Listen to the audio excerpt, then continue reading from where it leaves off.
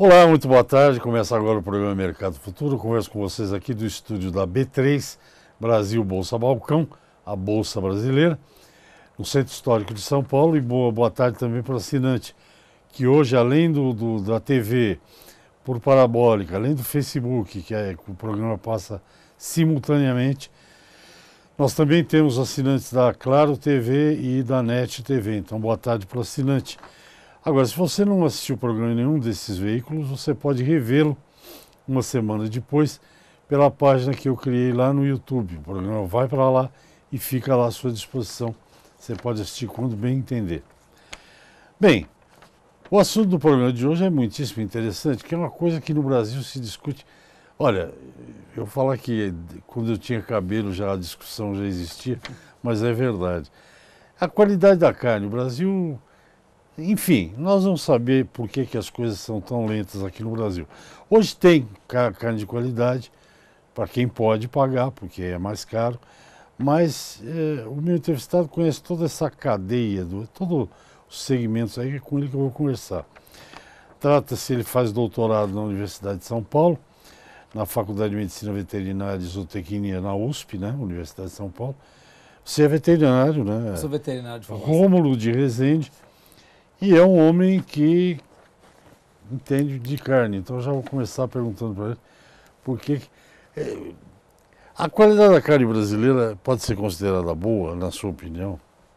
Bom, na minha opinião, a carne brasileira hoje em dia está entre as melhores carnes do mundo. Mas a questão de carne de qualidade é diferente para cada pessoa. Eu posso achar uma carne de qualidade, uma carne que tenha mais gordura, uma carne que tem uma gordura entremeada, que tem marmorização, mas tem pessoas, e também tem mercado para essa carne, que gostam de uma carne mais magra e tudo, mas o primeiro parâmetro que todo mundo avalia na carne de qualidade é a carne macia. Macia, esse é o primeiro, seja ela de quem for. Seja ela de quem for, de Nelore, de Angus, de qualquer coisa. Qualquer raça. E, cara, existe uma teoria que está difundida hoje aqui no Brasil, que é o seguinte, é o tal do cruzamento industrial, né? Que você cruzar animal europeu com, fala a verdade, Angus com Nelore. É essa combinação que produz a carne mais macia? Essa combinação produz uma carne macia. É um animal que ele tem a genética para imprimir mais marmorização, leva um animal mais precoce, e o animal, quanto mais novo ele é abatido, mais macia vai ser a carne desse animal também. Mas isso tudo não garante. Tem outras raças, tem Hereford, tem Devon, que também são raças britânicas. A gente tem as raças europeias continentais e britânicas, que ambas têm carne macia. A diferença entre elas é por questão de seleção genética, de origem e história de cada região. Na Europa continental, a carne é macia, mas ela não tem tanta gordura. Então, as raças da Europa continental são raças que têm a carne com menos gordura do que as raças britânicas. Então, a raça Devon, o Hereford, o Angus, todas essas vão imprimir mais marmoreio. E, na minha opinião, é uma carne de melhor qualidade, mas para o churrasco, não para... Se você vai fazer uma carne com molho, igual na Europa continental, se come muita carne com molho, fazendo parte de molho. Então, as outras raças são raças mais baratas de se produzir a carne, porque gordura leva muita energia. Se a gente for olhar, gordura não leva água junto na composição, e a carne do europeu britânico, ele vai levar mais gordura entremeada no meio da carne. Então, é uma questão biológica ali, que a gordura 9,6 calorias e a proteína tem 4,6, 4,8. Então, e a proteína ainda leva água. Então, o animal ganha peso mais rápido. É mais barato produzir carne sem gordura do que carne com gordura. Isso para mim é novidade, é muito interessante.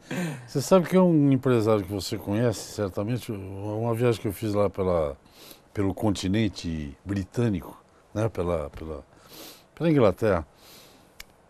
Todo pub que a gente ia comer hambúrguer, no cardápio estava escrito assim, esse hambúrguer é feito com carne de Angus. Aberdeen Angus, né? Aham. Que é escocês, não é Que é isso? escocesa, Aberdeen. Aí eu contei isso pro Ian Hill, sabe quem é da agropecuária Jacarezinho? Sei, da Jacarezinho. Eu vi Aqui, que você não, é tem. tudo mentira. Mas porque você não vai fazer carne hambúrguer com carne marmorizada? Acho que não precisa isso, né? É, Tanto porque, até você podia me explicar, porque não sei. O Brasil está loucamente ansioso para exportar carne para os Estados Unidos, né? sim. Que abre o mercado e tal. Mas eu descobri que não é carne que se exporta para a França, por exemplo, que é nó de entrecôte e tal. É. Para os Estados Unidos é carne para hambúrguer. É carne para hambúrguer. E que eu estou supondo que é uma qualidade talvez inferior. Porque o hambúrguer, ele não precisa, como você vai moer a carne, ele tem que ter um hambúrguer bom, tem entre, que mais pro meu paladar, por exemplo, tem entre 20% e 30% de gordura, essa variação. Então, se você coloca a gordura, se é da carne marmorizada ou uma gordura de cobertura, ela vai toda misturar e vai virar uma coisa só. Então, não faria tanta diferença, mas faz um pouco de diferença em maciez e tudo. Mesmo você moendo a carne, a consistência ainda é diferente. Mas, mesmo assim, a carne também para exportação, se a carne é maturada, a maturação é a única coisa que garante maciez na carne. O que a gente pode ter certeza que a carne é macia é quando a carne é maturada. Se ela não é maturada, a O gente maturada é quando você congela e descongela. Dá um choque térmico, não é isso? a maturação, São 11 dias, 21 dias, não sei como. na verdade, a maturação a gente faz um ambiente controlado, tem vários tipos de maturação, maturação a seco, maturação úmida. A mais comum no Brasil é a maturação úmida, que embala a vácuo, e aí tem bactérias que vão quebrar um pouco as fibras da carne, aí a carne vai se tornar mais macia. E tudo em ambiente controlado, que não faz mal nenhum à saúde, que aquilo ali matura a carne e a carne fica mais macia. É um método de conservação para tornar a carne mais macia também. E ela tem uma vida de prateleira maior embalada a vácuo. Tem maturação a seco também, que a maturação a seco, o dry aged é uma carne que você pega a carne, coloca em temperatura controlada e ventilação forçada, e aí faz o processo de maturação, mas aí imprime um sabor diferente que é comum à iguaria, que a gente já encontra no Brasil, que não tinha antigamente também. Eu já ouvi falar dessa seca aí, Dry aged, maturação a seco. O que prejudica a qualidade de carne? Porque você na abertura do programa, você falou um negócio que é universal, quer dizer, quanto mais cedo você abate o animal, a carne é macia mesmo, né? A carne do animal mais novo é mais macia. Independente de que animal for. Independente de que animal for. Tanto que no Nelore, quando você pega uma novilha Nelore, a carne é mais macia. A novilha tem mais gordura, ela termina mais cedo, então ela dá o acabamento de gordura mais rápido, igual mulher. Mulher também. Mulher começa a menstruar antes, a puberdade da mulher é mais cedo que no homem, porque tudo é ligado a acúmulo de gordura. Mas isso a gente pode ir trabalhando. O Nelore está trabalhando muito bem. A seleção hoje que é feita para o Nelore, para precocidade, vai melhorando a qualidade da carne também. Porque o animal, quanto mais baixo o frame do animal, quanto mais baixo é o frame, mais rápido ele vai acumular gordura. Então, e isso leva a gene que traz marmoreio junto. Então isso... Já continuamos, eu tenho que chamar um intervalo.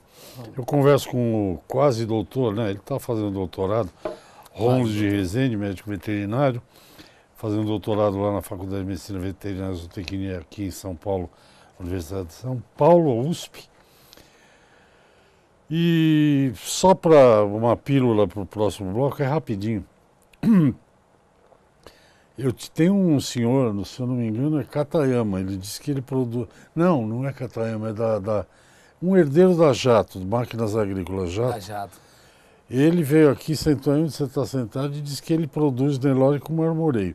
Mas já você me explica se você já foi lá. Vamos ao intervalo e volto já já. Ok, programa Mercado Futuro no ar, estou de volta. Meu entrevistado é o médico veterinário Rômulo de Rezende, especialista, está se especializando nesse negócio de qualidade de carne bovina. Eu ouvi aqui muitas queixas, eu já te provoquei aí antes do intervalo, mas eu já ouvi muitas queixas. Por exemplo, compradores de carne, uma vez eu ouvi de um de um grande frigorífico, um dos 3, 4 aí que são exportadores. Falou, Resch, o meu maior sofrimento, falou aqui, o meu maior sofrimento é conseguir encher um container de contrafilé todos do mesmo tamanho. Esse é o problema da carne no Brasil? É um grande problema da carne no Brasil. Eu fiz o mestrado com qualidade de carne, nutrição, e o doutorado eu faço com reprodução. A gente tinha que usar mais tecnologia. Quando a gente começa a usar tecnologia de reprodução, isso vai refletir na padronização de lote, porque quando você faz um IATF, uma inseminação artificial em tempo fixo, que você insemina todas as vacas no mesmo dia, você vai ter um lote de bezerros nascendo muito homogêneos. Quando os bezerros são homogêneos, filhos de um touro já avaliado geneticamente, um touro que você sabe que é conhecido a qualidade da genética dele, e a gente vai ter ali nascendo tudo no mesmo dia, um monte de bezerro, tipo 50% das vacas normalmente emprenham na inseminação artificial em tempo fixo no primeiro dia de estação de monta. A gente não consegue, no Brasil, ter nem muitas fazendas, a maioria das fazendas nem tem estação de monta, que é a estação reprodutiva, que tudo isso a gente vai fazendo para padronizar também o lote, para concentrar parto, para aumentar a produtividade da fazenda. E isso vai refletir lá no comprador de carne e vai refletir na gôndola do supermercado, que você não vai ter padrão, se você não usa tecnologia na produção. Começa na reprodução, mas a reprodução é completamente dependente da nutrição também. E o ganho de peso, para você ter noção, a nutrição da fêmea que está gestante, durante os 3 meses, ela vai influenciar na qualidade do bezerro que ela está gestante dele. Então, é toda uma falta de uso de tecnologia no Brasil, que a gente não vai ter aquela padronização no final da cadeia e a gente nunca vai conseguir preços tão bons na venda da carne, e os frigoríficos vão sempre querer pagar menos pela carne. Então a ideia, eu acho que seria... Isso está começando a mudar, está mudando cada vez mais, tem mais gente usando tecnologia, mas quando você tem estação de monta, insemina a vaca e tem uma padronização, tem touro de qualidade, tem nutrição boa, você consegue fazer alianças com frigoríficos, que é o que falta também. No Paraná tem muito exemplo de cooperativa, que os produtores produzem carne o ano inteiro, e tem uma cooperativa que está funcionando legal lá, tem mais de um até, aí eles estão montando até um frigorífico para eles, para fechar o ciclo. Porque a ideia de fechar o ciclo é o melhor jeito de todo mundo sair ganhando. Acho que é teu, não sei se é teu orientador, o professor Pietro Baruzelli, quando esteve conversando comigo aqui, ele falou, Resch, esse negócio de ATF e outras tecnologias que vocês usam o tempo todo, Uso o tempo todo, tô trabalhando. ainda, segundo o teu professor lá, se você não concorda, não tem nada com isso. Quem usa no Brasil ainda é uma faixa de poucos produtores, né? Poucos produtores. A gente tem hoje no Brasil aproximadamente 12% das fêmeas em idade reprodutiva sendo inseminadas. Então, é um problema cultural, isso é um problema cultural. Também, um outro problema, abertura de mercado. As empresas... É bem mais fácil você brigar pelo cliente que já está aberto, que já usa tecnologia, e é muito difícil no Brasil a gente abrir mais mercado. A gente tem ali 88% das vacas que não são inseminadas, então a gente tem um potencial para trabalhar muito grande. Mas tem o pessoal que está trabalhando legal aí no campo, falta profissionais qualificados, sim, falta. E falta convencer produtores com números, porque se a gente não convence eles com números, eles não vão fazer. Fazer IATF por quê? Porque é melhor, você vai ganhar mais dinheiro. Mais quanto? Se o veterinário não sabe mostrar, o produtor não vai saber, não vai fazer. Na verdade, no Brasil a prática é essa, né? O cara não usa ele não compra um touro ou usa inseminação. Ele vê um touro dele lá, um touro de cabeceira, e é esse que vai multiplicar. O famoso boi de boiada, né? O boi de boiada. É o mais bonito do lote, ele vai para a reprodução. Não tem, se eu não me engano do dado, mas menos de 8% dos touros que são usados para cobertura a campo hoje em dia não tem avaliação genética nenhuma, não é de um programa de melhoramento genético, então... É uma bagunça, ninguém sabe quem é o pai, é uma Ninguém coisa sabe de quem é o louco. pai. E o produtor não coloca na conta também que o touro é gasto. Se ele compra um touro de 8 mil, que ele vai cobrir ali, ele vai cobrir poucas vacas, ele vai cobrir o quê? Umas 40 vacas numa estação de monta? Ah, mas aí ele fala, tem touro que cobre mais, mas... Assim, mas aí ele não faz a conta que ele comprou o touro, que ele gasta dinheiro para manter o touro no pasto, em vez dele fazer um IATF. Quando você coloca na ponta do lápis, a inseminação artificial em tempo fixo, ela sai mais barato pelo retorno que ela traz do que você ter touros na fazenda. Isso com Né, certeza. e é uma técnica absolutamente bem dominada, né, hoje. Você Bem precisa de um estabelecida, veterinário, mas na verdade, eu não sei se todo mundo sabe, né? Eu acho que sabe, né? Eu imagino que sabe. O IATF é assim, se prepara 500 vacas, não sei quantas que pode por um dia ou por uma semana. tem fazenda que trabalha até 500 vacas no dia, mas mais legal entre 100 e 50 você tem menor chance de dar problema de erro por causa de tempo. Preparam todas com os produtinhos lá, que eu não sei como é que chamam, um remedinho, todas têm o cio no mesmo dia, não é isso? No mesmo dia. Aí insemina todas. Ó. Em termos de economia de tempo, eu não estou nem falando de dinheiro. Nossa.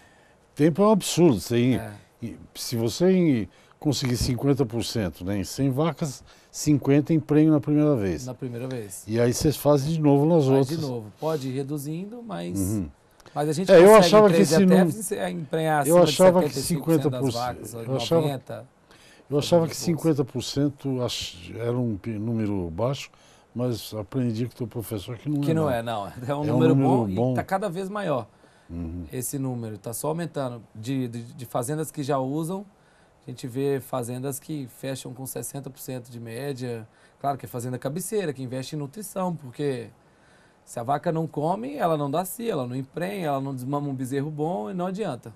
Não, tem uma coisa que não muda, que nem educação, né? A gente tem que falar bom dia, boa tarde, por favor. Isso está saindo de moda, mas não devia. Não devia. Quando você fala de animal, não sei se...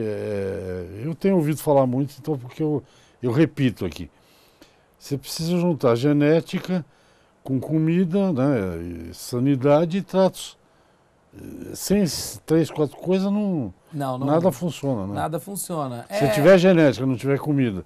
Tiver comida, não tiver genética, não dá nada. Exatamente. E a gente, não adianta nada. A gente tem que ter uma união dessas coisas, um trabalho bem feito. A gente precisa de profissionais bons porque a arroba do boi não vai aumentar muito. Você pode ver todas as perspectivas de mercado, a arroba do boi não vai aumentar muito. Não vai 2, 3 anos perde 150. Exacerbantes. Então, para o produtor que quer ganhar mais dinheiro, ele tem que tecnificar. Ele tem que produzir mais carne numa área cada vez menor para ele conseguir tirar mais lucro da área que ele tem. Porque senão a soja vai engolir ele, senão o milho, cana e tudo vai engolir esse produtor e ele vai ou vendendo um pedaço de terra a cada dia ou quando se fica de herança para os filhos, divide, aí se continuar naquele modelo os filhos não conseguem viver mais da terra e aí vende e esse cara está fora do mercado. Olha, o Rômulo é mineiro de nascimento, está aqui em São Paulo. Governador Valadares. Grande governador Valadares. Ele não se candidatou, governador Valadares, nessa eleição, hein? Ainda não. Mas depois, talvez. Aqui em São Paulo, quando você não era nascido ainda, um cara que tivesse 1000 cabeças de gado, em São Paulo, aqueles que matam com 5 anos, 6 anos de idade, sabe? O boi sanfona, né? O boi. Ele era rico, isso em 1970. Hoje tem mais nada. Mas vamos ao intervalo, voltamos ao último bloco. Converso com o quase doutor, eu estou brincando, é o doutor Rômulo de Rezende, que é especialista em qualidade de carne. E no próximo bloco nós vamos falar também um pouco porque ele acompanha, ele estuda, mas ele vai desde do IATF lá até a churrasqueira. Só ver um pouco de churrasco no próximo bloco. Até já. Falou. Ok, estamos de volta agora. No último bloco, converso com o Dr. Rômulo de Rezende, da Faculdade de Medicina Veterinária e Zootecnia USP, aqui em São Paulo. Ele trabalha agora com reprodução, né, com IATF lá, faz aquelas coisas, palpa a vaca, insemina a vaca e o diabo. Vamos falar um pouco de carne Do mesmo. final da cadeia. Do final da cadeia, que é a parte boa. Olha lá, até... Como é seu nome? Até o Caiado, que eu já tinha esquecido, tá rindo. Você é filho do Caiado? Ah, é o filho do Caiado. O Caiado trabalha com a gente aqui.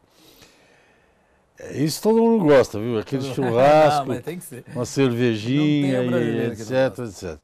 Aqui no Brasil tudo é motivo para churrasco. Tudo é motivo. Tudo acaba em churrasco. É melhor do que acabar em pizza. Em pizza, Né? Claro, na política acaba. Você também é um grande churrasqueiro, pelo que eu sei. Um grande churrasqueiro. Não, eu sei, não é por nada, é porque eu fui num churrasco que ele é que fez a carne lá, por isso que eu tô falando. E ele me disse que eu comia 100, achando que estava comendo contrafilé. Quer dizer que você engana o seu comensal. Engana. Tem um cara que eu admiro muito, um profissional que eu admiro muito, que fala que não existe carne de segunda. Existe boi de segunda. Quando o boi é de primeira, não tem carne de segunda. Então, isso aí ficou na minha cabeça. E a carne do dianteiro, ele falando que comeu a 100, o resto falando que comeu a 100, achando que era uma carne, que era contra filé, uma carne mais macia. Mas quando você tem um boi de qualidade, quando você tem maturação, um processo bem feito, com bem-estar e tudo, e você tem uma carne de qualidade, mesmo a carne do dianteiro. E a carne do dianteiro, na minha opinião, é a melhor carne que tem, porque a carne é muito mais saborosa, tem sabor de carne. Então, para quem gosta de carne, eu acho a carne do dianteiro um espetáculo. Para mim é muito melhor. E é a que eu mais gosto de fazer na churrasqueira também. Mas ela precisa de um tratamento para ir para a churrasqueira. Ela precisa de um tratamento desde o início, como eu tinha falado. Ela precisa de um boi bem criado, e ela precisa de um animal jovem, ela precisa de um animal de uma genética boa e um período de maturação para você ter uma carne macia e de dianteiro. Eu passei em mico uma vez, e por isso tem tudo a ver com o que você está falando de qualidade de carne. Eu fui numa marca dessas famosas, não vou dizer aqui, até porque sou amigo do dono, e comprei 2 picanhas. Olha como eu já tive dinheiro na vida. 2 picanhas. Já teve dinheiro na vida. E as duas mais ou menos parecidas. Uma coisa espetacular, macia, saborosa, e a outra dura que nem que nem essa mesa aqui. Aí alguém riu da minha cara e disse o seguinte: cara, você pensa que vaca produtora de leite não tem picanha? Tem, vai ver que é uma vaca velha lá de 18 anos. O segredo é ser jovem, animal jovem. O segredo é ser jovem e maturação. O grande segredo da maciez. Maturação é o tal do dried lá que você falou e a o maturação, úmido. a carne embalada a vácuo, deixa por 15 dias em temperatura controlada e a carne fica mais macia com isso. Faz Isso garante diferença maciez. na carne? Agora é puro divertimento aqui. Faz diferença. Você fazer churrasco, usar carvão ou usar lenha? Faz diferença. É que a lenha ela vai soltar mais fumaça e a fumaça dá mais gosto de defumação na carne. Mas não é qualquer lenha que pode usar em carne também, que você pode comprometer o sabor. O eucalipto é mais neutra, mas hoje em dia a gente vê churrasco, o pessoal coloca um pedaço de macieira, laranjeira, noz pecan, que são todas carnes que soltam a fumaça que dá um gosto diferenciado na carne. Isso eu nunca tinha ouvido falar. Carne com gosto de maçã. Goiabeira também. A lenha, muito né? usado, a lenha. Você já fez isso? Já. Tem bom? a defumação, tem. É bom. O churrasco americano, que eu já fiz também, que é feito numa churrasqueira diferente, é um pit de defumação fechado. Carne fica, dependendo da carne, o brisket, que é o peito, que fica super macio. Você deixa a temperatura baixa, recebendo fumaça de 4 a 6 horas e a carne ela pega um sabor de defumado que é um espetáculo. Aí depois você embrulha e aumenta a temperatura e o colágeno gelatiniza e ela fica suculenta e macia e para mim é uma experiência muito diferente. Bom, o churrasco americano que eu fui lá nos Estados Unidos tinha frango, não tinha... Eles comem mais frango, eles comem de tudo, mas eles usam muito defumação lá. E aquele pessoal que faz aquela famosa costela num latão de óleo diesel? Tem a costela do latão e tem a costela dos gaúchos, que eu prefiro a dos gaúchos. Conta pra nós aí. A mais rústica. Como é que é dos gaúchos? Dos gaúchos eles... Lá no Embu tem uma churrascaria gaúcha, em Embu das Artes, que é que nem... Aqui tem o nome da churrascaria, Fogo no Chão, mas ela é feita no chão. No chão, no chão. Eles enfiam um bambu, sei lá o que lá. A técnica de fogo de chão eu gosto bastante, dá bastante gosto de fumaça na carne. Mas a técnica basicamente... Não, pode falar. A técnica basicamente você controla o fogo, controla a temperatura que vai atingir a carne. E carne com osso, tipo a costela, você deixa a maior parte do tempo com a costela virada, que o osso esquenta, é tudo técnica, né? Tudo tem uma técnica. O osso esquenta e começa a cozinhar a carne de dentro para fora, ele fica 80% do tempo assim e 20% com o osso virado para outro lado, com a carne virada para... É verdade que carne perto do osso é mais saborosa? A carne do osso é mais saborosa. É? É. Não, eu tô seguindo. E a carne do dianteiro é mais saborosa. A costela já é... Não, e a questão de dianteiro e traseiro, eu também acho que não tem carne de primeira e carne de segunda. Eu achava que a diferença, por isso que você me surpreendeu, para mim a diferença na minha cozinha, quando eu vou cozinhar, a carne de dianteiro, para mim a diferença era a cocção. O acém eu faço na panela, não faço na churrasqueira. Eu faço qualquer carne na churrasqueira. O que vai variar é a temperatura que você vai colocar, o controle do fogo e o tempo de cocção, do mesmo jeito. Mas você faz qualquer carne na churrasqueira. Só pra gente, a gente tem uns 2 minutos de programa, agora só para... A picanha, o que fica pelo lado de cima, a gordura ou a carne? Depende, eu prefiro... Olha lá.